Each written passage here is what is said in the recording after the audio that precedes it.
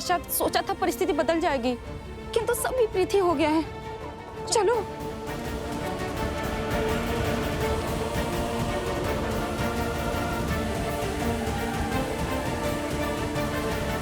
आप हमारा पीछा क्यों कर रहे हैं? कुछ पूछना था आपसे। आप रो क्यों रही थी? उन स्त्रियों की व्यथा देखकर आप इतनी व्यथित क्यों हो रही थी? क्या वे आपके संबंधी हैं? आपकी आंखों में अश्रु और मन में कष्ट था। सिर भी पीट रही थी आप अपना। यदि आप उनका दुख समझती हैं तो उसे कम करने का प्रयास क्यों नहीं किया? आपका पीछा करते हुए जब अयोध्या की गलियों से निकले तो अयोध्या के घरों की कहानी पता चली। हे देवी, कृपया करके अपना परिचय दीजिए, अपने पीड़ा का कारण भी बताइए।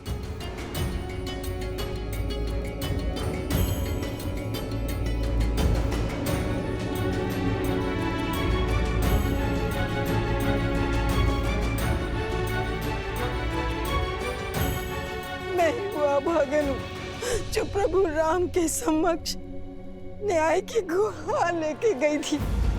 भयानक आंधी और वर्षा हो रही थी, इसी कारण मैं अंधकार के पूर्व घर न लौट सकी। सिर्फ इसीलिए मेरे पति ने मेरा बहिष्कार कर दिया।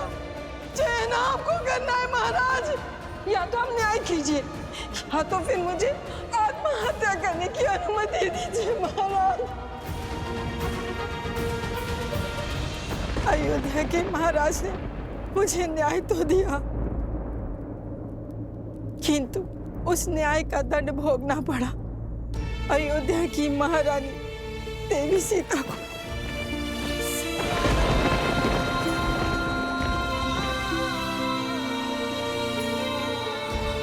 लोकापात के श्राप ने अयोध्या के हर घर को ढस लिया।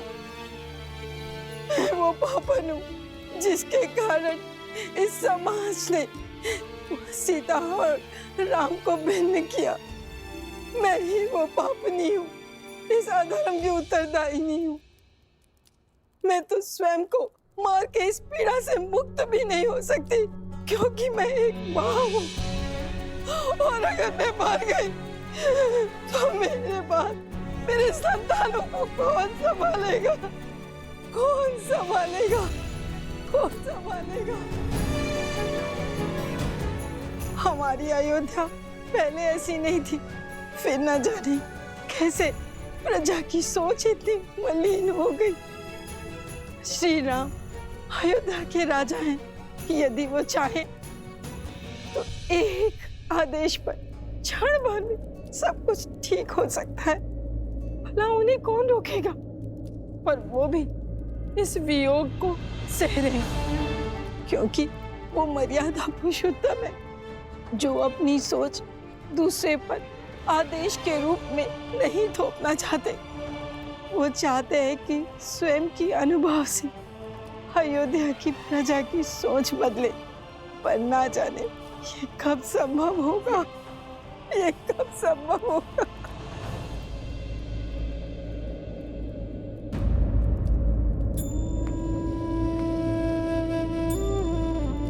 माते, नहीं, मुझे इतना आदर मत दीजिए। मैं केवल एक वस्ताखोर ऋषि कुमार हूँ। केवल मुख से माता ही नहीं कहा है, अपितु आपको मन से भी माता ही माना है हमने। और हम अपनी माता का रोते हुए नहीं देख सकते। जो पीड़ा का दंश आप झेल रही हैं, वो हमें भी कचोट रहा है।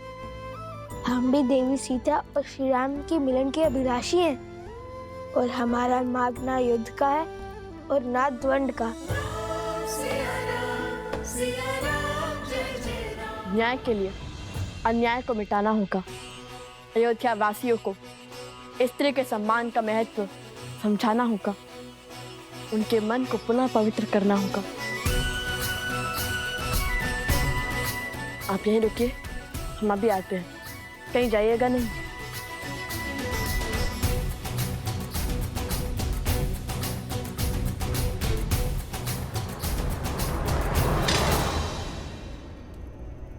अरे भीतर कहाँ चले जा रहे हो? श्री राम से मिलने। और हम तुम्हें जाने देंगे?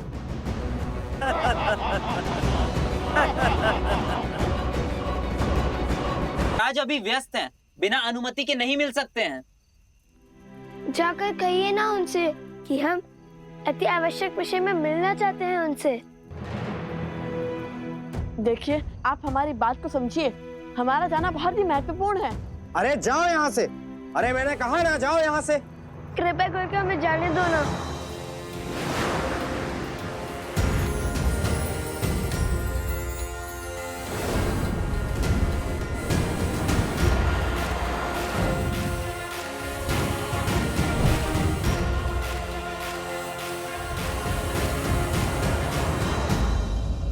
क्या हुआ? हनुमान जी, हमें इसी क्षण प्रभु श्री राम से मिलना है, और इस समय यदि कोई है जो हमें श्री राम के पास ले जा सकता है तो वो केवल आप हैं। बात वचन की है हनुमान जी, किसी को लौटाने का वचन देकर आए हैं हम। सहायता कीजिए ना हनुमान जी।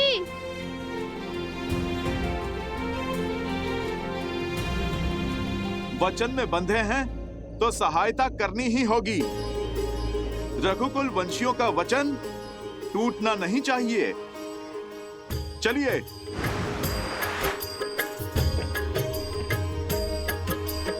जय श्री राम।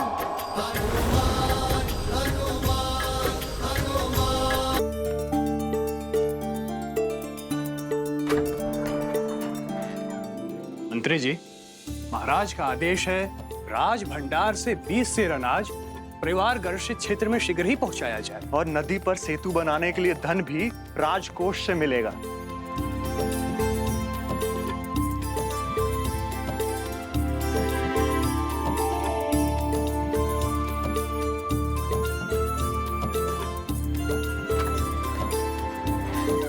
अद्भुत, इतने बड़े कौशल राज के महाराजा होने के बाद भी सूर्यास्त के पश्चात ये कार्य कर रहे हैं। पिता किसके हैं?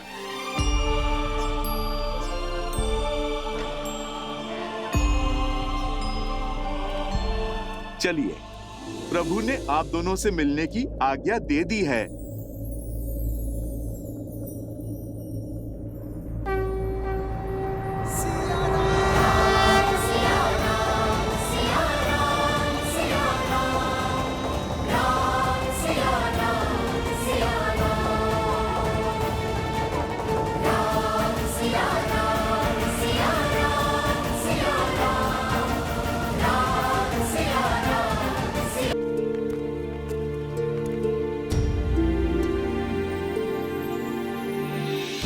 जन्म जन्म का है ये संगम, राम रतन सीता वैभव धन।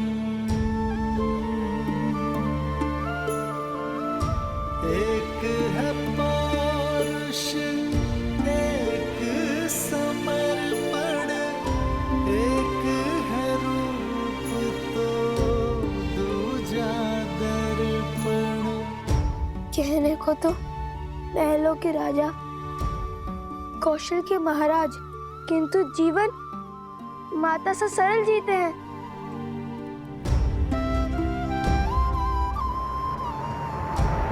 राम सिया राम, सिया राम, सिया राम, राम सिया राम, सिया राम, सिया राम,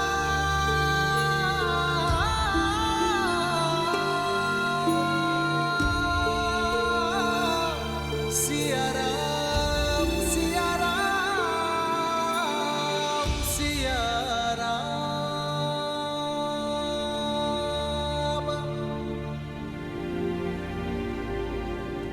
मुझे देखकर पीड़ा होती है या भय? जब भी तुम्हारे समक्ष आता हूं, तुम्हारे नेत्रों से कल कल अश्रु बहने लगते हैं।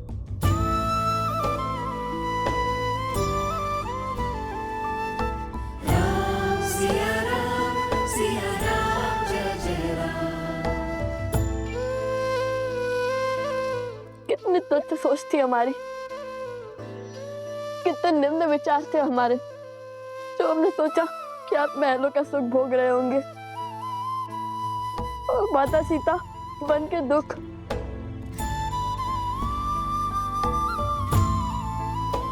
यहाँ आए तो समझ में आया कि एक और आप कौशल राज के महाराज की भांति अपने राज्य को हर संकट से बचा रहे हैं, और दूसरी ओर किंतु एक सन्यासी की भांति सब कुछ त्याग बैठे हैं। ये वनवास केवल माता सीता का नहीं बल्कि प्रभु श्री राम का भी है। राम सिया राम जय जय राम।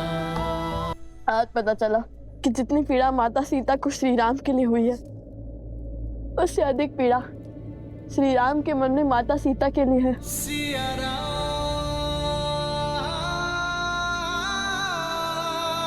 सिया राम। तुम्हारे नेत्रों से झरते ये अश्रु तुम्हारी बातों से उठती ये विपदा, ऐसा प्रतीत होता है कि तुम्हारा दुख मेरे दुख से भी विशाल है।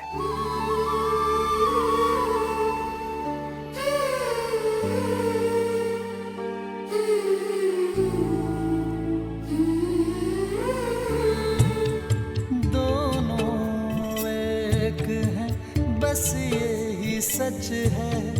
राम लक्ष्य और राम ही पथ है। विरह की आग में जले सिया राम। एक है तन और एक है प्राण। सिया राम सिया राम सिया राम। आपकी वियोग को अंत तक हम लाएंगे, सिया राम का मिलन हम करवाएंगे, उनकी बीच की दूरी को हम मिटाएंगे। और ये कार्य तभी पूर्ण हो सकता है जब अयोध्या का हर एक व्यक्ति स्त्रियों का महत्व समझे, पत्नी, माँ और बहन का मूल्य जाने और स्त्रियों को अपने समान माने। और प्रजा की निम्न सोच को बदलने का मार्ग है हमारे पास, ऐसा मार्ग जो सीधा भी है और सरल भी, जो आपको भी भाएगा और माता सीता को भी। किंतु आपकी अनुमति के बिना आपके राज्य में ऐसा नहीं कर सकते। कैसा मार्ग?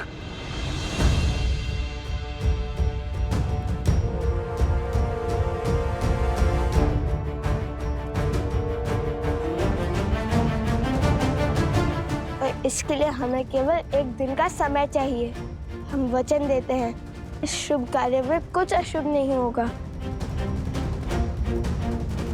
आपके पुत्र होने के नाते हमें एक अवसर दे दीजिए।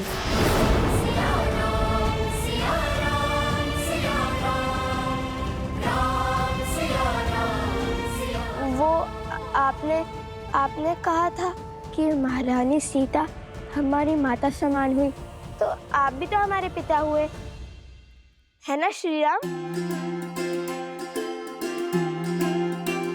वैसे भी प्रजा के लिए तो राजा पिता समान होते हैं ना, और अब तो हम भी आपकी प्रजा ही हैं, सो आपके पुत्र हैं, और ये पुत्र अपने माता पिता को एक करने के लिए केवल एक दिन मांग रहे हैं।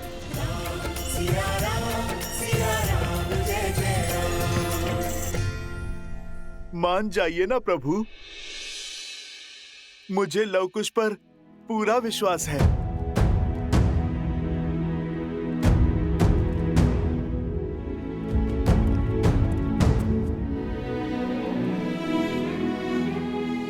प्रभु, उनका उत्तरदायित्व मैं लेता हूं, और फिर यदि ये कार्य सफल हुआ तो ये राज्य पूरा खुशियों से भर जाएगा प्रभु। हर संकट टल जाएगा प्रभु।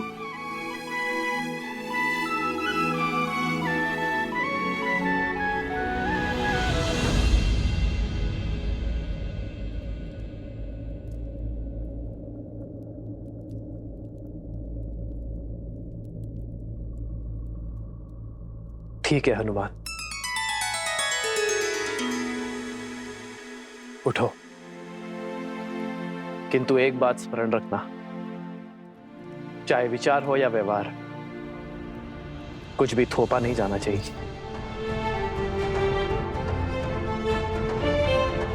यदि अयोध्यावासी एक दिन में तुम्हारी बात मानेंगे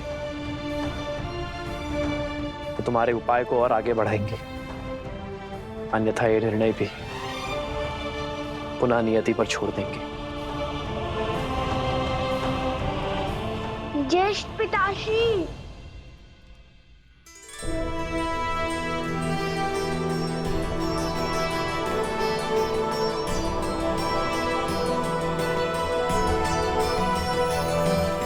क्षमा कीजिए, किंतु हमने छुपकर आपकी सारी बातें सुन ली। लगता है हमारे भाई तुम्हारी ही तरह नटखट भी हैं।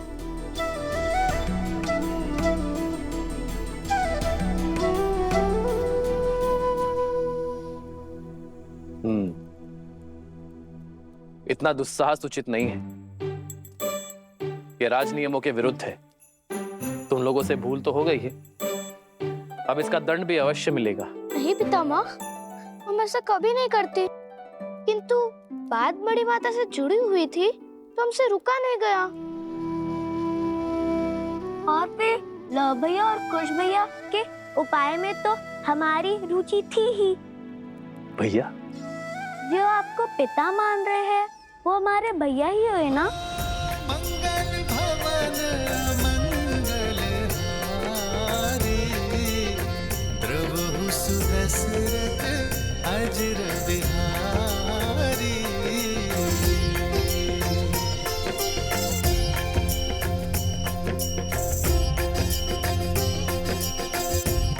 उचित है हनुमान, सबकी भावनाओं का ध्यान रखते हुए आगे बढ़ो। जो आज्ञा प्रभु।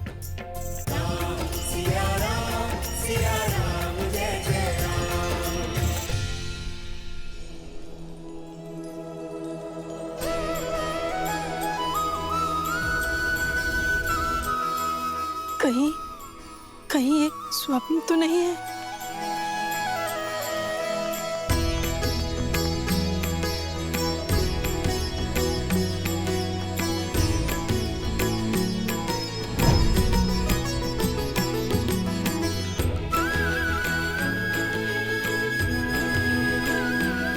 माता, हर कष्ट, हर पीड़ा, हर ग्लानि को पीछे छोड़ने के निश्चित हो जाइए। हम आ गए हैं, किंतु एक सहायता की विनती लेकर। कैसी सहायता?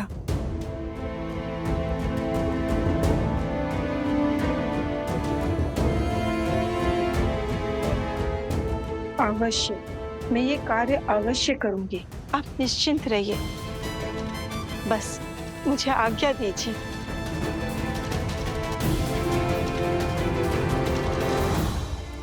हमें भी कार्य दीजिए भैया।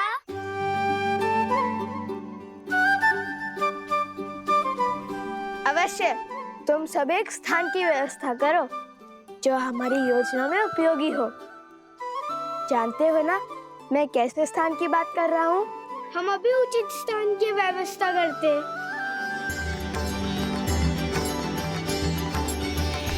हर कोई इस योजना का अंग बन रहा है। आप मुझे भी तो कोई कार्य दीजिए, बताइए मुझे क्या करना है? हनुमान जी, आप जब हमारे पास थे तब हम आपकी कितनी सेवा करते थे, आपको अपने हाथों से ग्रास खिलाते थे। पर हम जब से यहाँ आपके अतिथि बनकर आए, आपने तो हमसे एक बार भी भोजन के लिए नहीं पूछा। भोजन क्या, मैं आपको 56 भोग खिलाता हूँ। आप दोनों चलिए, आइए।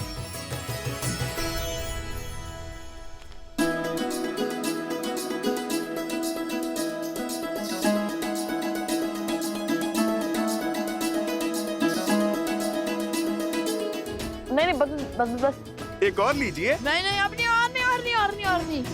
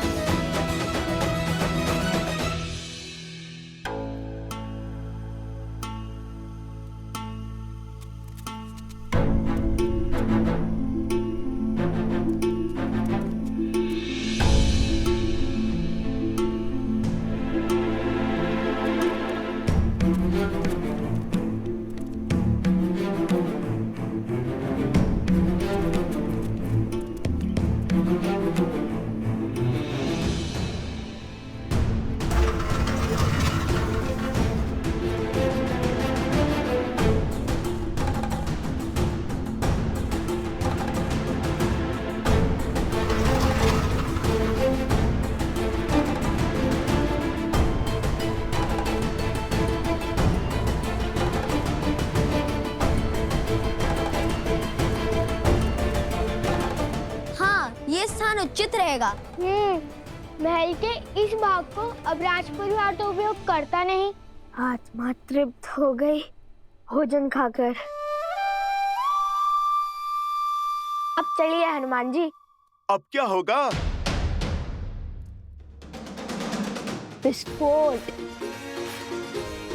विस्फोट।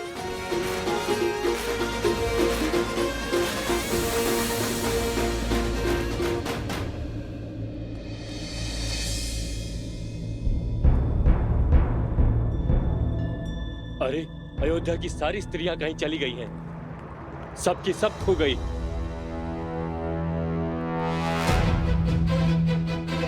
अरे कहाँ गई सब? खोजो उन्हें। मेरी पत्नी को देखा क्या? नहीं देखा। अरे मिली कोई? नहीं मिली। मेरी पत्नी भी नहीं मिल रही है। चलो साथ में चलकर खोजते हैं। हाँ, चलो, चलो। अरे तुम्हारी पत्नी मिली? नहीं, नहीं मिली। और तुम्हारी? नहीं। ऐसे कैसे लुप्त हो गई? माता और बहनों, हमारे आपसे केवल एक विनती है। चाहे आपका पुत्र, पति या पिता कोई भी विपदा में हो, ये मत भूलिएगा कि ये युद्ध केवल माता सीता के लिए नहीं है। ये आप सबके मान सम्मान का द्वंद है। यदि पुरुषों को लगता है कि संसार को चलाने का दायित्व और सृष्टि के निर्वहन का कर्तव्य वो निभा रहे हैं, तो ये उनकी बड़ी भूल है। क्योंकि बिना स्त्री के ना घर चलता है और ना ही समाज। स्वयं नारायण भी लक्ष्मी के बिना अधूरे हैं। जब तक अयोध्या में राम राज्य की स्थापना नहीं होगी, तब तक श्री राम और माता सीता का वियोग समाप्त नहीं होगा। और जब तक सिया राम एक नहीं होंगे, तब तक रामायण कभी संपूर्ण नहीं होगी। हाँ हाँ, हम आपके साथ हैं। आप जो कहेंगे हम वो करेंगे। हाँ हाँ, हम आपके साथ हैं।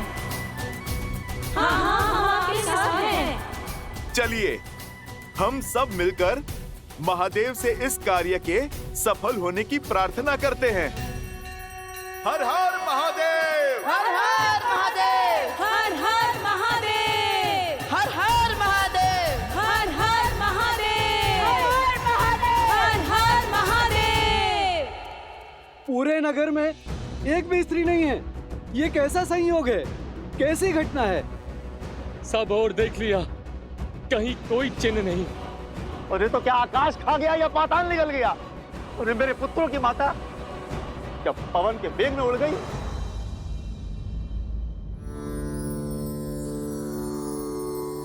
श्री राममं श्री राममं श्री राम। चलो। श्री राम राम रमेति रमे रामे मनोरमे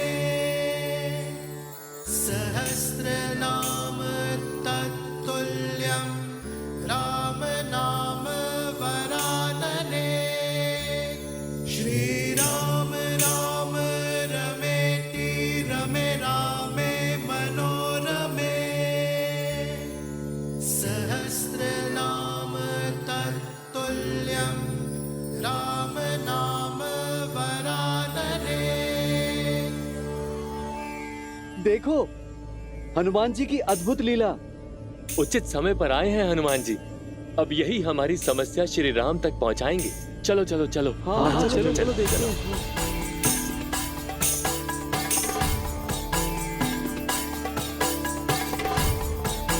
हनुमान जी, हनुमान जी, एक बहुत बड़ी विपदा आन पड़ी है, सहायता कीजिए हनुमान जी।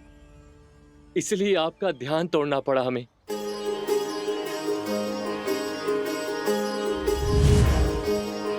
हनुमान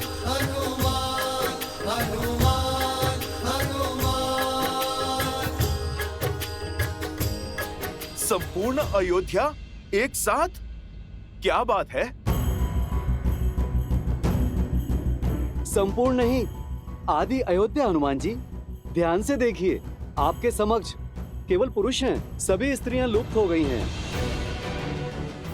माताएं, बहनें, बहू, बेटियां कोई नहीं है। कहीं ये किसी आसुरी शक्तियों का किया धरा तो नहीं? असुर शक्तियां केवल वो नहीं होती जो आंखों से दिखाई दें। असुर शक्तियां तो मन और मस्तिष्क में होती हैं, जो सोचने और समझने की शक्ति का संहार कर देती हैं। इस असुर शक्ति से विजय तभी प्राप्त की जा सकती है जब मन से द्वेष को मिटाया जाए। और एक साथ इतनी सारी देवियों को प्रभु श्री राम की अयोध्या से उनके भक्त के होते हुए भला कौन ले जाएगा? ना कोई ध्वनि हुई और ना ही कोई हलचल हुई। मुझे तो लगता है कि ये स्त्रियां स्वयं चली गईं, अयोध्या छोड़कर अपनी इच्छा से। स्वयं गई है? स्वयं चली गई? फिर समझ में नहीं आता, न तो इतनी शक्ति है और न इतना साहस, तो फिर कैसे चली गई? जो स्त्री मेरी बिना आज्ञा के चौखट के बाहर एक पग तक नहीं रखती, जो स्त्री हमारे आदेश के बिना जल तक नहीं ग्रहण करती, वो घर संसार छोड़ गई। कैसे? क्यों? हाँ, उचित कहा, उचित कहा, उचित कहा। पत्नियां तो पति का संसार होती हैं, पत्नियां तो परिवार की धुरी होती हैं, सेविका नहीं। वो भी तो मनुष्य हैं, उनकी भी अपनी इच्छा होगी। हो सकता है कि उन्हें आपकी कोई बातें बुरी लगी हो सकता है वो आपके व्यवहार से आहत हो गई हो। आहत हो गई? ऐसे कैसे आहत हो गई? उनके बिना हमारी कितनी हानि हो रही है। भोर से अभी तक ना भोजन बना, ना ही जल भरा हुआ है, खेतों का कार्य भी रुका पड़ा है। हाँ, और हनुमान जी, हमारे वस्त्रों की कारीगरी भी रुकी पड़ी है। प्रभु श्री राम का ये सेवक उनकी अयोध्या की सहायता अवश्य करेगा। आप लोग एक काम कीजिए, कुछ लोग दाएं जाएं और कुछ लोग बाएं जाएं, और मैं सामने की ओर देख लेता हूं। जैसे आपकी आज्ञा। चलिए।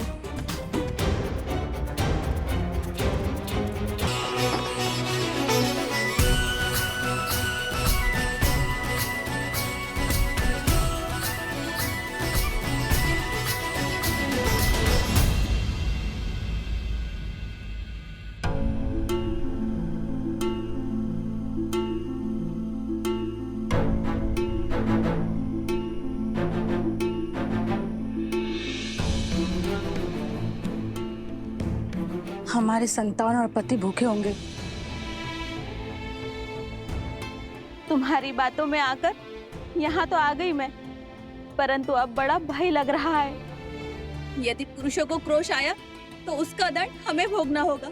यदि मेरे पति ने आपकी भांति मेरा भी त्याग कर दिया तो मैं कहाँ जाऊंगी? तुम्हारा भय सत्य है, परंतु सोचो, यदि हम अपने अधिकार, अपने सम्मान के लिए हम नहीं लड़ेंगे तो कौन लड़ेगा? लड़ना किसको है और किससे? तुम मेरे पति को नहीं जानती। उनका क्रोध सदैव उनकी नाक पर होता है। तुम्हारी बातों में आकर लव कुश की सोच से प्रभावित होकर मैं तो यहाँ आ गई, लेकिन उस जैसे पुरुष की सोच को बदलना असंभव है। ऐसा मत सोचिए माता, अब आप श्री राम की शरण में हैं। ये अयोध्या है माता, यहाँ कुछ अनुचित नहीं हो सकता। हनुमान जी की गदा का एक वार सबकी बुद्धि मार्ग पर ले आएगा। नहीं पुष्कर, शक्ति का प्रयोग वर्जित है। हमने श्री राम को वचन दिया है कि हम पुरुषों की सोच बदलेंगे, उनके मन को बदलेंगे, किंतु शक्ति का प्रयोग करके नहीं, संवेदना से करेंगे। उचित कह रही हो बहन, हमें यहाँ से चलना चाहिए। नहीं नहीं बहन, रुक जाओ, समझने की कोशिश करो। खुश, यदि इनमें से एक स्त्री भी बाहर गई तो सारा प्रयास असफल हो जाएगा, सब कुछ विफल हो जाएगा। एक के बाद एक सभी स्त्रियां बाहर चली जाएंगी। रुक जाओ बहनों, ये समय लड़ने का है, भावनाओं में बहने का नहीं है। नहीं नहीं, हमें तुम्हारी योजनाओं का अंग नहीं बनना। चलो। नहीं, रुक जाओ, समझने का प्रयास करो।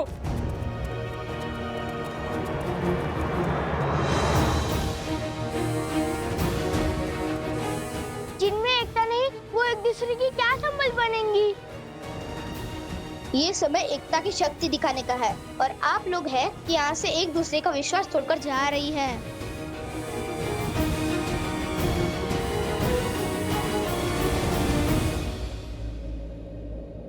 जाने दो इन्हें। ये जीवन भी इनका है और ये द्वंद्व भी। जीने का निर्णय भी इनका है और लड़ने का निर्णय भी। हमें जितना समय श्री राम ने दिया है वो पुरुषों की सोच बदलने में दिया है, और हम उसे पुरुषों की सोच बदलने में लगाएंगे, ना कि इन पर अपनी सोच को थोपने में। यदि हम ही इन्हें स्वतंत्र नहीं छोड़ेंगे तो उनमें और हम में अंतर क्या रह जाएगा?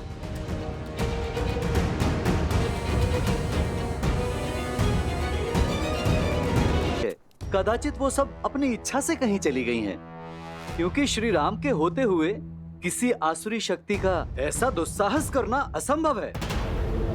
यदि ये तथ्य सत्य निकला तो आज मेरी पत्नी को मेरे प्रकोप से कोई नहीं बचा पाएगा।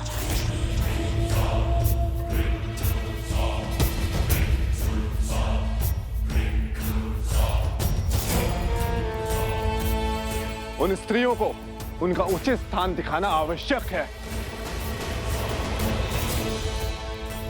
उचित कहा आपने।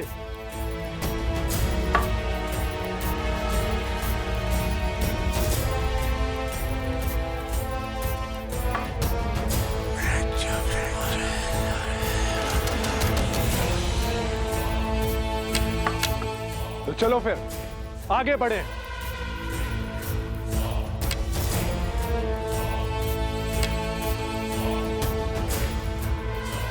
अब दूसरी टुकड़ी को भड़काने की बारी है।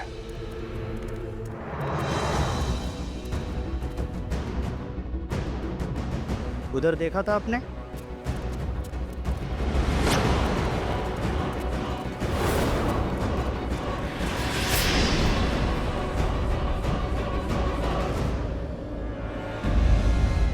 सुशीला, कमला, गीता, प्रातः काल से कहाँ थी तुम? बिना आज्ञा घर से बाहर पग कैसे धरा तुमने? विद्रोह की चिंगारी उठ रही है हमारे विरुद्ध। उल्लंघन करेगी पति की आज्ञा का। किसकी आज्ञा से घूंघट उठाया तुमने? घर से बाहर निकली।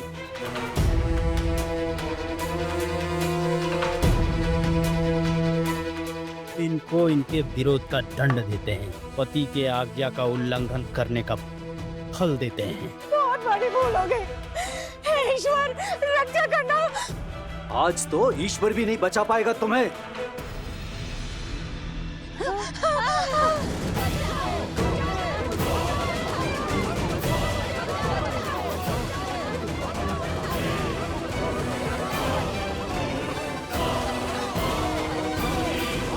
बचाओ, बचाओ, बचाओ।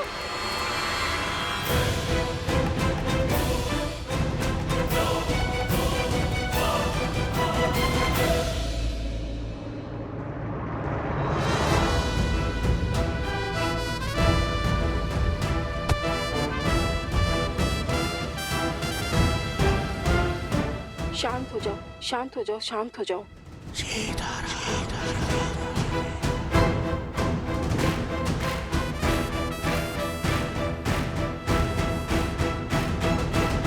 अब समझा तुम दोनों की चाल।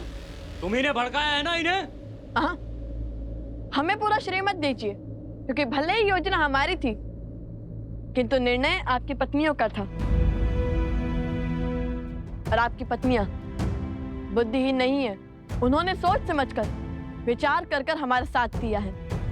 तुम हमारी पत्नियों को पथभ्रष्ट कर रहे हो। इस दुस्साहस का दंड अवश्य मिलेगा तुम्हें। ऋषि कुमार का कथन अनुचित नहीं है। हमारी स्त्रियां भी सम्मान के अधिकारी हैं। हमें तुम्हारा ज्ञान नहीं चाहिए, तुम सब अपनी पत्नियों को अधिक ही स्वतंत्रता दे रखे हो।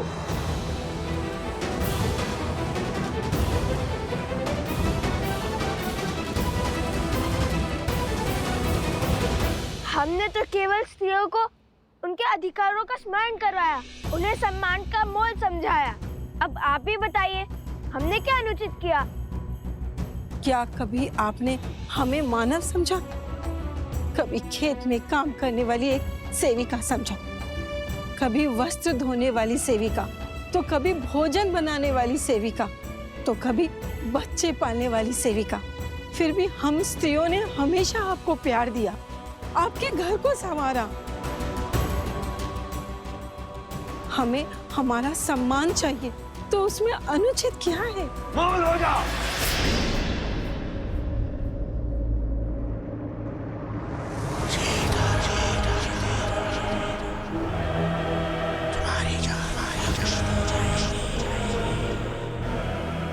अब आएगा आनंद। उस रात्रि कहानी बनाकर तू किसी नाविक के साथ रुक गई थी, और आज ये सांग रचकर तुम मेरा अपमान कर रही हो। जो स्वयं अपने सम्मान के लिए तरस रही है, वो दूसरे का क्या अपमान करेगी? आपके क्षण भर के आवेश ने महारानी सीता से उसका संसार छीन लिया, उन्हें वनवास जाने के लिए विवश कर दिया। आपने मुझे घर से निकाल दिया, परंतु कभी भी सत्य जानने का प्रयास किया? अब तो हमें बल दिखाना ही होगा। नहीं, इन्हें अपना युद्ध स्वयं लड़ना होगा। यदि ये अपने स्वाभिमान के लिए नहीं उठेंगी, तो आने वाले वियोग में भी ये सम्मान नहीं पा पाएंगी। इस युद्ध की परिधि ये नारियां स्वयं निश्चित करेंगी। मूर्ख बालक, इन्हें लगता है ये महाराज सहस्त्रमुख की माया से बच जाएंगे। इतने वर्षों तक लोकापात और भेदभाव का जो बीज महाराज ने बोया है, आज उसका फल प्राप्त होगा।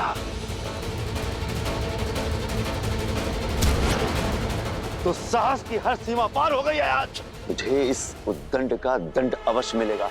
चल।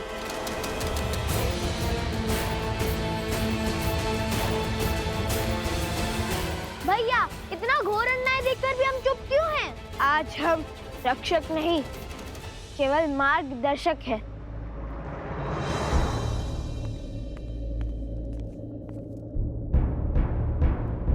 महाराज, नगर द्वंद्व का दंश झेल रहा है। स्त्रियों और पुरुषों में घोर तनाव है। पुरुष स्त्रियों के हर तर्क को निरर्थक मान रहे हैं।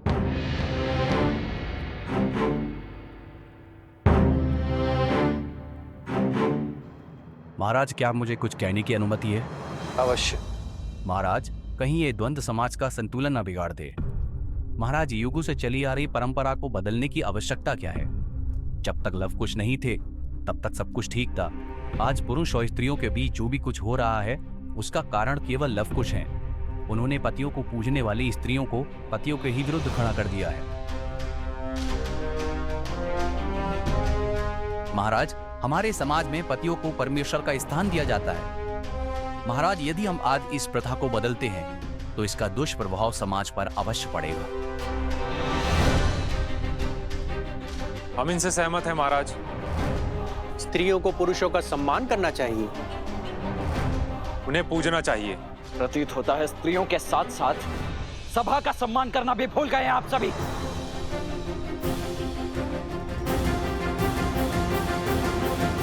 लक्ष्मण, शांत।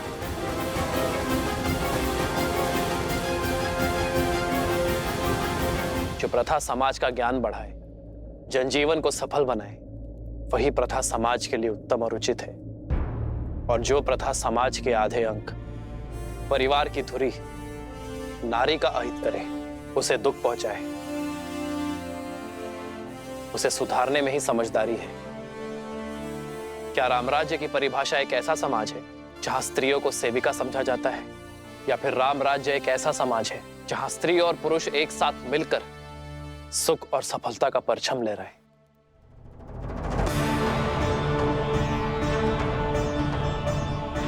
एक स्त्री को दासी समझना हमारी संस्कृति का अपमान है। क्या हम भूल गए हैं कि जब हम जन्म लेते हैं तो सर्वप्रथम एक स्त्री ही हमें स्नेह देती है। यदि स्त्री अपनी संतान को मातृत्व की छाव ना दे, उसे अपने दुग्ध से पोषित ना करे, तो संसार का कोई भी पुरुष जीवित नहीं रह पाएगा। मैंने लवकुश का साथ इसलिए दिया है क्योंकि उनकी सोच में समझ और सुधार है। आज हम जिस मोड़ पर खड़े हैं वो समाज का नया दौर है, जहां स्त्री और पुरुष कंधे से कंधा मिलाकर अपनी शक्ति से इस संसार को आगे बढ़ाएंगे।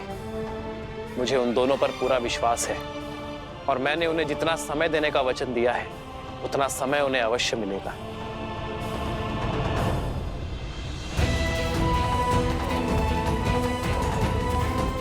कब तक ही चुप रहेंगी? कब तक यूं ही चुपचाप अन्याय सहती रहेंगी? कुछ बोलती क्यों नहीं अब?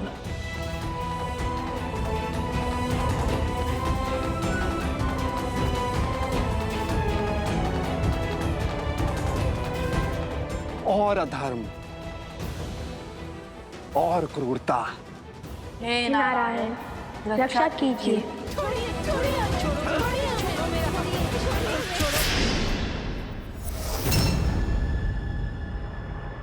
जय श्री राम। संजय, मैं तुझे पाठ पढ़ाता हूँ। रुक जाओ!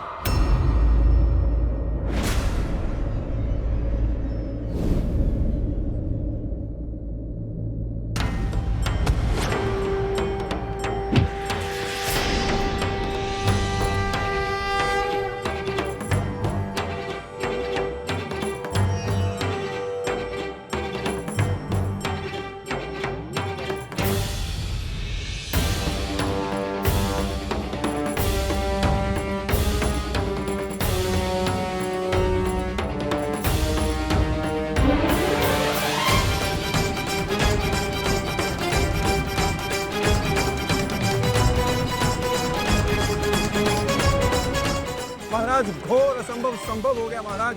स्त्रियों ने पुरुषों के विरुद्ध ध्वनि उठा दी है महाराज।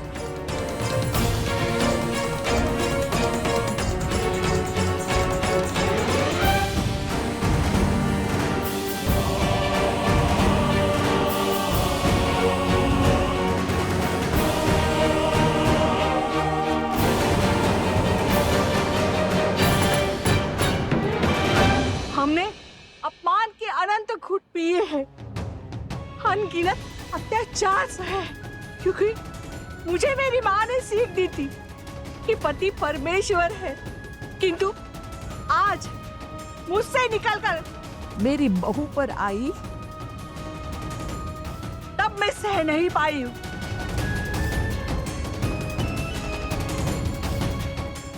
सोच का ये बीज इनके मन में अंकुरित होना आवश्यक था। अब जब ये अपने सम्मान के लिए लड़ने को सच है, तो हम भी इनका साथ देंगे।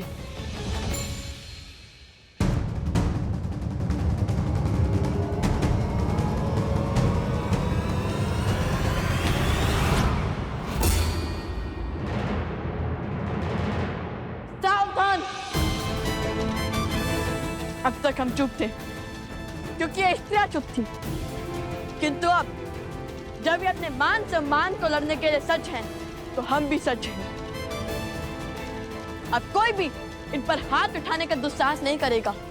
हम भगवान वाल्मीकि के शिष्य प्रभु श्री राम और देवी सीता के भक्त, हमारे होते हुए कोई भी इन स्त्रियों पर अत्याचार नहीं करेगा।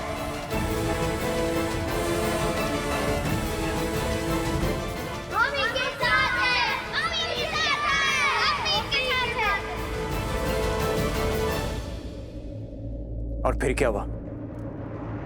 फिर वहां जय महावीर हनुमान, जय जय पवन पुत्र हनुमान।